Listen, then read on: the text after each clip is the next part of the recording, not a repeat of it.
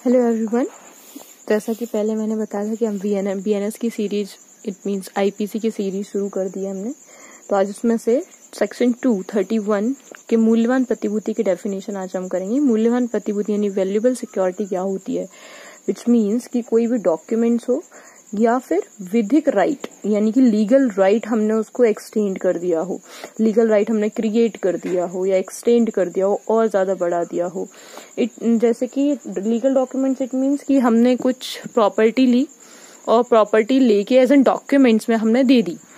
जैसे कि some parents अपने बच्चों को देते हैं तो एक तरीके से क्या करते हैं, वो डॉक्यूमेंट बेस में एक लीगल राइट ही तो है जो दे रहे हैं वो, राइट। या फिर हमने कोई लीगल राइट है या कोई एज एन मूल्यवान प्रतिभूति के तौर पे हमने उसको और विस्तृत करना या और एक्सटेंड करना। इट मीन्स कि कोई डिपार्टमेंट जैसे कि लीज की प्रॉपर्टी हम ले लेते हैं, कोई लीज की प्रॉपर्टी है और आपने वो ली हुई है तो हमने उसको दोबारा से रिन्यू करा लिया और हमने विस्तृत एक्सटेंड कर दिया। जो टाइम है उसका टाइम है 2 years, फिर हमने उसको दोबारा से रिन्यू करके उसका टाइम क्या कर दिया, हमने एक्सटेंड कर दिया यानी और विस्तृत कर दिया।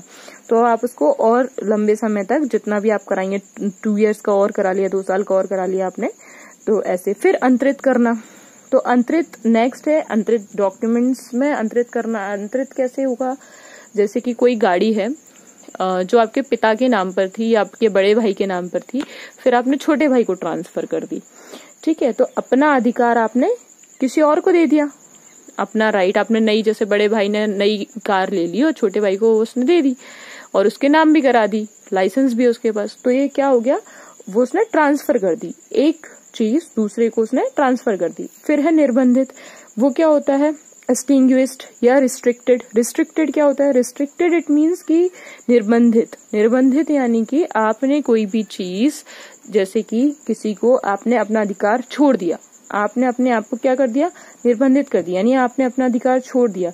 जैसे कि कोई एक ही प्रॉपर्टी है और वो बी को ट्रांसफर कर रही है सिर्फ इसलिए क्योंकि वो जो प्रॉपर्टी है वो उसको नहीं चाहिए, है ना।